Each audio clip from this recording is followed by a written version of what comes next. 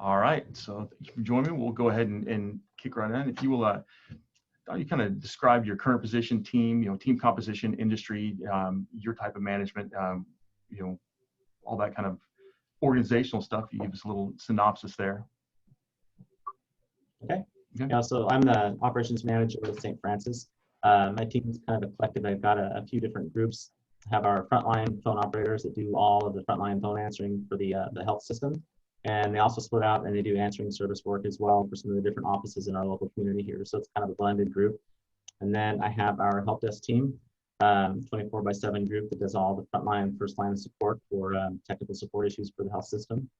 Then I've got our ServiceNow development group. So they basically manage our tool that we do all of our ticket and change control management for the IT department. So the developers on that platform. And then I've got our security team that does all of our access and identity permissions and setup for new user accounts and modifications and that kind of thing. That group rolls to me as well. I feel like I'm missing somebody. I used to have procurement, but that's not mine anymore.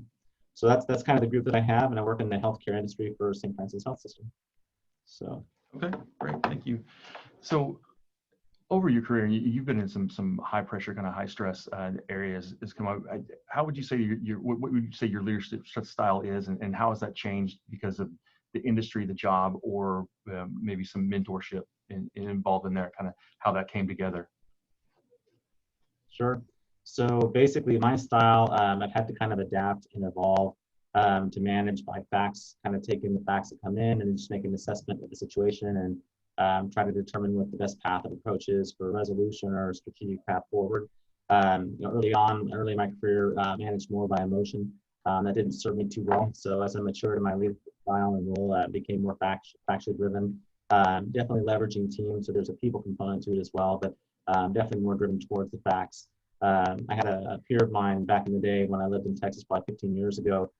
He worked for UPS, and he basically gave me this story. It's called the Heinz story.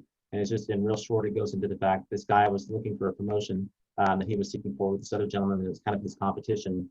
And he ended up losing the role and was questioning his manager as to why.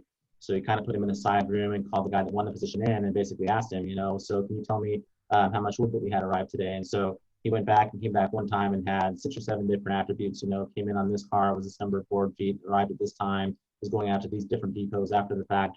And ultimately the first guy had been asked the same question and he went back and forth 6 different times. He came back and he asked, okay, well, when did it arrive? You have to go back and gather that. Okay, and where's it going? You have to go back and gather that. So he just didn't get the full picture the first time. So it's very telling to me, and I've kind of used that as kind of a guideline then going forward, get all the facts the first time and steal more with facts and really, again, strip out some of that emotion. Okay, thank you. So what would you say the most important aspect of your role as a manager is in your current position? So here at St. Francis, definitely with the groups that I have, many of them are kind of that front line, first line of support. It's just making sure that they're equipped to do their job to ensure that we're providing patient care in a timely manner. So Medi-Call as an example, we do all the paging for the health system. I need to make sure that they've got the tools and the resources available to get that page out to the physician quickly to be able to make sure they can respond in a timely fashion for that patient care side of things. On the help desk, those guys are dealing with the physicians and the nurses. If they don't have access to a tool or to Epic, they got to be able to get in and provide that patient care. So that's the biggest thing, is just making sure they got the tools and resources available. And in their roles, they don't have time to track that down. So it's my job to get in and kind of, just help divert and get resources as quickly as possible to ensure they can do their job. Okay. So you mentioned the peer with some advice from UPS over there. Was there some advice you received as a young person, a young manager that you kind of used to get to where you are today? Kind of build upon that.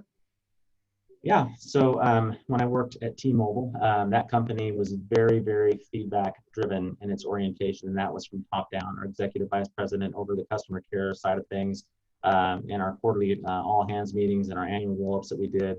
It was always about providing that feedback. So it was a very coaching driven environment. So that was something where they really trained us and taught us how to get in and, again, ascertain a person's weaknesses and their strengths, leverage their strengths and coach them up in their weaknesses, and done in such a way that it wasn't demeaning. It was meant to kind of build on that and really kind of have a more collaborative and cohesive team as an end result. So it was always, you sit down and you ask somebody, kind of give you some feedback, and you kind of start off with what it was, the context, and just kind of build from there and just work to have them get buy-in through just lots of different little tips and tricks. But it's always about coaching and feedback. So That was a big part of how they taught and trained us, and I've definitely carried that with me throughout the course of my career as well. Okay.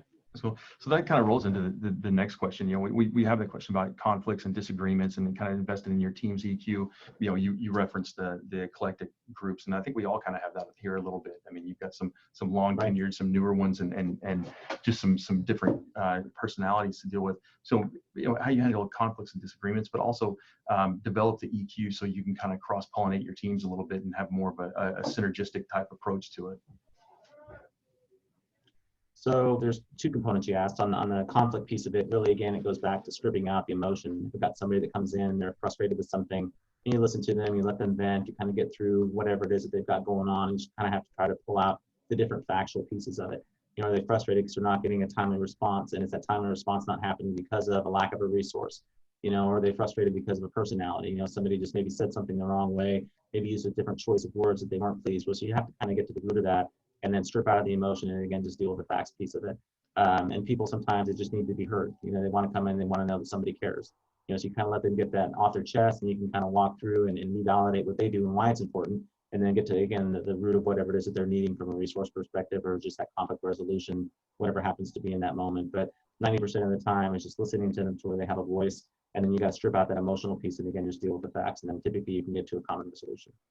Okay. So from the EQ side of it and that cross-pollination, you know, that's something where I've definitely got an area of opportunity just in working with our new manager, talking about like core apps team that I've got. That's the one that I missed. I got core apps. I knew I had one there. So our core apps team, you know, they take a lot of overflow work from desktop and from our help desk team, you know, getting in and driving them more towards trying to get some work off their plate, creating knowledge articles to be able to then be a tool and a resource for these other teams where they don't have to bubble it up to them. That would free up some time for them. So that's not something that I've been as focused on as what I could have been. It was a great suggestion and one that honestly I was remiss to not find. So I think that that'll be a great tool to be able to get in and try to drive some of those synergies within the teams.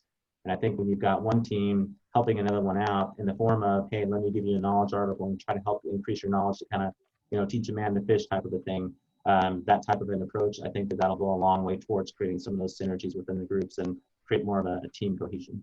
Okay.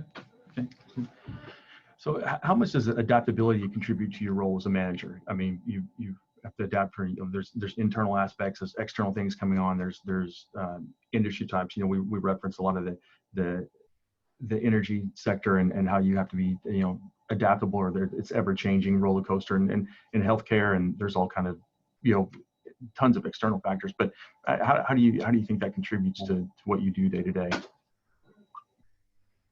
I think it's a big factor, you know, down to the degree of the teams that I have, just being adaptable with the things that are coming in from a new technology standpoint. Our emerging technologies group is a great example. So they're out there doing a lot with virtual, doing those e-visits and things of that nature. We didn't do a whole lot of that when I first came on board here. So now with that having been a new avenue or a new vehicle to be able to provide patient care, how do you adapt to that? You know, so my teams that support that, core apps going in, having to set up the devices that we're going to do the functionality with, how do we manage them remotely to where you can make sure they don't have to walk back in the door to touch them again and maybe do an update or something like that. Just being adaptable in those fashions that a new technology has come out as we move further in healthcare. How do the teams support that, and how can you do it in an efficient manner? Again, all in the name of patient care, but not necessarily taking it as it comes, but really trying to think strategically of how can I enhance this? You know, this new thing has come in, virtual care, you've got some of that virtual side of things. How can these teams work to better facilitate that and make sure that it's up and running as it should to be able to provide that patient care? So I think that's a big part of it. And again, my teams, we kind of just ingest what comes in. You know, we're not out there creatively coming up with it, but responding to it in a positive fashion and just kind of taking it as it comes and trying to make it better. Okay. So expectations of the pandemic. I mean, obviously we didn't expect the pandemic, right? But thinking about it from that day that business pretty kind of shut down, and what our thoughts were that day as to what the reality of working through this has been. Kind of what are your thoughts on that, and how have you kind of, I mean, fits right in with the adaptability piece, right? Because you're adapting every day to what's going on. So yeah, what are your thoughts on that, as, you know, from say like early March until, you know, where we are today, and what's that like been for you? So my teams, again, being kind of frontline support, a couple of them, really honestly, I had a great deal of thought that went into what happens if I get, and they sit in close proximity to each other. What happens if I get one that gets it? Likelihood is it's going to spread to the others. So that's kind of where my mind gravitated immediately. So what can we do? We need to be able to set up to be able to work from home. So that's something where our focus and energies on that. And we've got that set up about 90% of the way. Medical group 100%, and the help desk team were very, very close to having that set up to where they could work from home potentially if we had to do that. So that was where my mind went immediately, thinking about, again, the fact that we have to continue to provide service. If we had a hit within our teams, we can't just not provide the service. I thought about, those that get really ill versus those that are more asymptomatic. And, again, asymptomatic, they could probably work from home. We wouldn't have to worry about it. Those that are really ill, probably not. So it's just all those kind of different nuances to it. You can't let that skip a beat. You still got to provide that service for them. So Sure. That's kind of where my mind shifted, and we made sure the technology was there to be able to provide that for the teams. So that was a big focus for us. Okay. So how have you handled the employee morale during the pandemic? I mean, it's kind of been all over the place, with no real true work from home policy in some cases. I know that's been difficult for a lot of us to do that. So yeah, how have you handled your teams, and what challenges has that provided? So I've been a people manager most of my career, so I'm very, very kind of in tune and fine tuned with the dynamics of my team, kind of personalities and that type of thing. So going into this, I knew kind of those that might be a little more skittish than others, and for the most part, I was pretty much on target. There was a couple of surprises along the way, but it's checking in with them often, daily in the cases where I can, at least weekly in the cases where I can, and just making sure what's their mental health look like. Asking about family. There's been definite family impacts for them that folks have gotten it, and that impacts their psyche when they come into work. So being sensitive to that and understanding that that's definitely a component to it. You can't ignore it. You definitely have to be sensitive to that and provide the support where you can, and flexibility. Somebody needs to go visit somebody who's here in the hospital, or help out on the home front because they got to pick up childcare or something like that. Where you can, to be adaptable in that regard. So. But the biggest thing is just making sure that you're in tune to those different aspects and asking the right questions, and just being as supportive as you can, and understanding that this is a big thing for everybody. And it's scary for some, and others not so much. And the ones that it is, we just need to provide a stable environment, and one that they feel like they can come to and be safe. And if they can't be here, is there an option that they could potentially work from home? Do we care enough to be able to do that? Or are we going to be technology driven to provide that? So I think it's just listening and being in tune to them on a daily, weekly basis. That's good. This next one, we have a question on here. I mean, how do you feel about the future of your company and organization? I think that we kind of both know where that lies. I mean, we haven't been as impacted as, we've been really fortunate in being in healthcare that way. But it does, you do have to look at it a little bit differently. I mean, how is that going to affect our day-to-day lives? Because I think a lot of this is the new normal. What kind of things are you planning for? Because I want to wrap up 9 and 10 time to get together. If we're looking for, we're all combining a toolbox for the next big thing, whatever that is. When we hope to God it's not another pandemic or anything like that. But what things? Yeah, what are you putting in the tool chest that you can reference later on to maybe that enhances your adaptability to put things in place quicker should this happen again? Yeah. I don't know from the groups that I manage if there's anything that would necessarily change to be able to respond quicker. I think that there's a potential that it could be something dramatically different. You have to, again, back to that kind of facts and emotion thing. You just got to kind of deal with the facts, and when it gets presented, be flexible and nimble enough to respond quickly. Don't kind of be that deer in the headlights where you kind of stand back and then the moment passes and you're in trouble kind of a thing. So I don't know how to mute this, so we're going to hear that ring 3 or 4 times. I know, I don't either. We don't have that option. No, like ignore. It's just that. I think you have to take when it comes, be as adaptable as you can, and just kind of see what presents itself. Okay.